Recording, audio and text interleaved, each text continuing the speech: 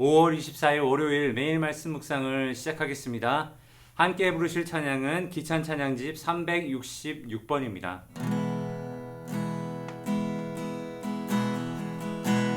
완전하신 나의 주, 완전하신 나의 주, 의의 길로 나 인도하소서.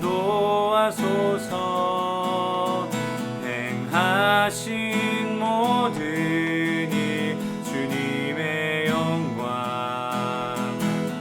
다 경배합니다. 예배합니다. 찬양합니다. 주님만 날 다스리소서. 예배합니다. 찬양합니다. 주님 홀로 높임 받으소서.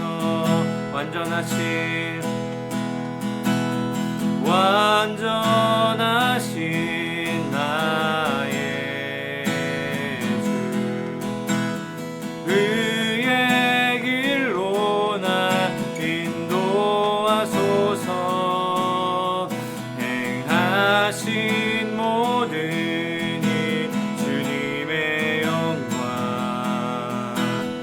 다 경배합니다. 예배합니다. 찬양합니다. 주님만 날 다스리소서. 예배합니다. 찬양합니다. 주님 홀로 높임 받으소서. 예배합니다. 찬양합니다. 주님만 날 다스리소서. 예배합니다. 찬양합니다. 주님 홀로 높임 받으소서. 오늘 함께 보실 말씀은 출애굽기 21장 12절에서 27절입니다. 제가 12절에서 17절까지만 읽겠습니다. 사람을 쳐 죽인 자는 반드시 죽일 것이나 만일 사람이 고의적으로 한 것이 아니라 나 하나님이 사람을 그의 손에 넘긴 것이면 내가 그를 위하여 한 곳을 정하리니 그 사람이 그리로 도망할 것이며 사람이 그의 이웃을 고의로 죽였으면 너는 그를 내 제단에서라도 잡아내려 죽일지니라. 자기 아버지나 어머니를 치는 자는 반드시 죽일지니라. 사람을 납치한 자가 그 사람을 팔았든지 자기 수하에 두었든지 그를 반드시 죽일지니라. 자기의 아버지나 어머니를 저주하는 자는 반드시 죽일지니라. 아멘. 이스라엘 백성들에게는 이제 법이란 것이 필요한 시기가 되었습니다. 한 나라를 이룰 만한 큰 민족이 되었고요. 지금 우리가 사는 세상과 같이 여러 가지 이해관계가 얽히면서 여러 가지 문제, 형사상의 문제, 민사상의 문제들이 발생하는 곳이 되었습니다. 이 필요한 시기에 하나님께서는 모세를 통해서 이스라엘 백성들에게 지켜야 할 법과 규칙들을 알려주고 계십니다. 이스라엘이 가지고 있는 이 법은 특징이 하나 있습니다. 이스라엘은 하나님과 언약을 체결하면서 하나님의 이름을 가진 백성이 되었습니다. 그래서 이스라엘 백성들이 살아가는 라이프 스타일은 그들이 섬기는 하나님이 누구신가를 알려주는 것이기도 했습니다. 그리고 그들이 지키고 살아가는 이 법체계는 그것 또한 하나님은 어떤 분이신가를 알려줄 수 있는 그러한 도구가 되는 것이지요. 그래서 그 사람들이 살아가는 이것을 보고 주변의 민족들이 하나님은 어떤 분이시구나를 알 수가 있는 것입니다. 오늘 본문에서 설명한 법은 가장 높은 형벌에 해당하는 사형에 관한 것입니다. 어떠한 경우에 사형을 집행해야 할지를 명시하고 있습니다. 미움, 질투, 분노, 이익, 어떠한 이유가 되었건지 간에 의도적으로, 우발적이 아니라 의도적으로 살인을 행한 경우에는 사형에 처하도록 명령하셨습니다. 그가 비록 심지어는 재단에 있는 중이라도 그를 잡아 끌어내려서 사형에 처해야 한다고 말씀하십니다. 또한 자기 부모를 공격하는 자는 사형에 처했습니다. 그 다음에 남을 유괴하거나 유괴해서 파는 행위 혹은 유괴해서 가두고 있는 행위를 하는 사람도 사형에 처했습니다. 그리고 마지막으로 자기 부모를 저주하는 자를 사형에 처하게 했습니다. 자, 이 구절들을 보면은 하나님께서 사형에 대한 어떠한 원칙을 가지고 계신 것처럼 보입니다. 생명을 빼앗은 자는 생명으로 갚아야 했습니다.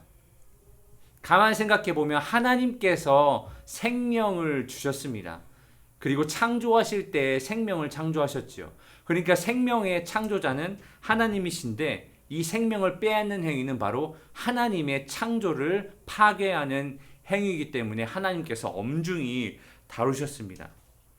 부모를 공격하는 자, 부모를 저주하는 자, 부모를 욕보이는 자도 하나님께서 사형에 처하게 하셨는데 바로 십계명의 하나를 위반하는 것이기도 하고요.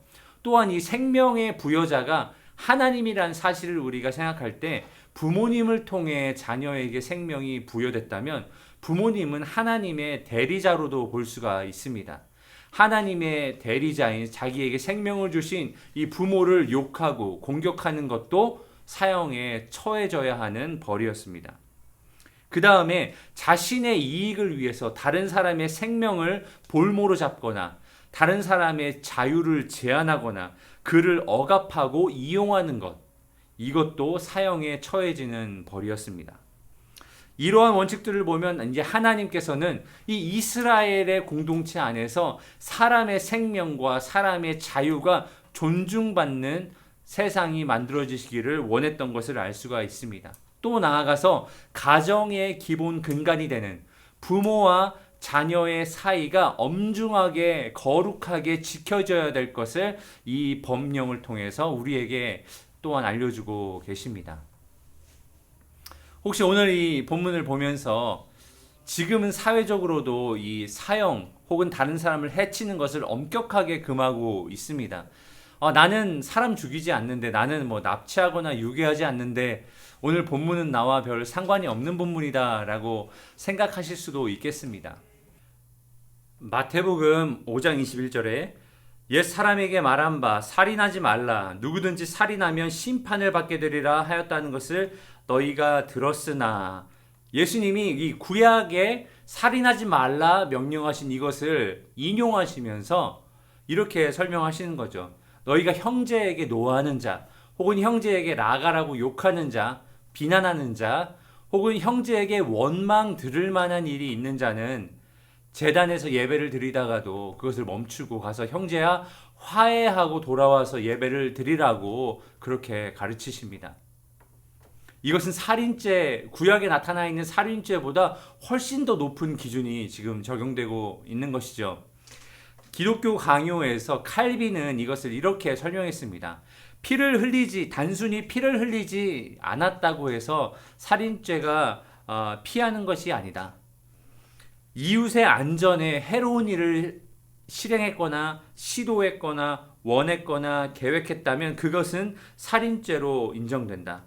또한 여기에서 더 나아가서 예수님의 가르침은 능력과 기회가 허락되는 대로 이웃의 안전을 지키고자 노력하지 않았다면, 나에게 능력이 있고 기회가 있고 있었는데 그것을 사용해서 이웃의 안전을 도모하지 않았다면 그것도 이 예수님의 가르침에 대한 위반이라고 말합니다.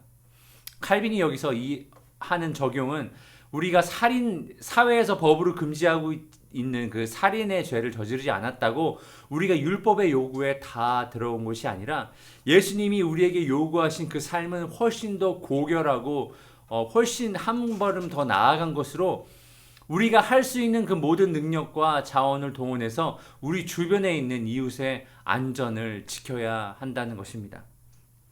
칼빈은 더 나아가서 이 성경에서 예수님이 이렇게 사람의 신체에 대한 안전을 강조했다면 그 영혼에 대한 관심은 얼마나 더 클까라는 것을 우리가 고찰해 봐야 된다고 말합니다.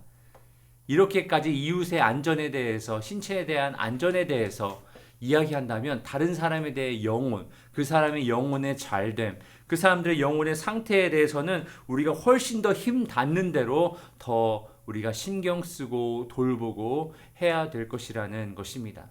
이 칼빈의 말처럼 예수님께서 우리에게 말씀하신 그 가르침은 그저 율법의 요구를 따르는 것의 이상의 것이었습니다. 우리에겐 그 능력이 없지만 성령께서 우리에게 함께 하시고 성령께서 능력을 주시면 율법의 요구를 뿐만 아니라 더 높은 율법의 요구의 수준까지 우리가 다다를 수가 있습니다. 이 성령의 능력에 의지하여서 하나님을 기쁘시게 해드리는, 특별히 이 이웃의 안전과 또 이웃의 영혼의 잘됨에 대하여 더욱더 우리가 관심을 기울이는 저와 여러분 되기를 예수님의 이름으로 축복합니다. 기도하겠습니다. 생명은 하나님으로부터 온 것이기에 소중하고 그것을 해치는 일은 하나님 앞에 범죄하는 일입니다. 또한 부모를 공경하지 않는 것, 이것도 하나님께서 매우 싫어하시는 죄인 것을 오늘 또한 살펴보게 되었습니다. 하나님 또한 우리가 이 살인죄를 살펴보면서 예수님이 우리에게 주신 명령을 기억합니다. 이웃의 안전을 우리가 더욱 도모하게 하시고 이웃의 영혼을 더욱더 돌아보는 저희의 삶이 되도록 주님 축복하여 주옵소서. 예수님의 이름으로 기도하였습니다. 아멘. 월요일 기도 제목을 가지고 함께 기도하겠습니다. 코로나 바이러스 방역과 종식을 위하여서 성도들을 질병으로부터 보호하시고 성도들을 사업과 직장으로부터 지켜주시도록 방역 당국의 지혜를 주시어 최선의 방역이 이루어지도록 한 주간 하나님의 영광을 위해 살 수 있도록 가정과 직장과 사업과 학업의 터전에서 나의 모든 말과 행위에서 선교사님을 기도할 때에는 브라질의 김창현 선교사님, 태국의 전은주 선교사님을 위해서 함께 중보하며 기도하겠습니다.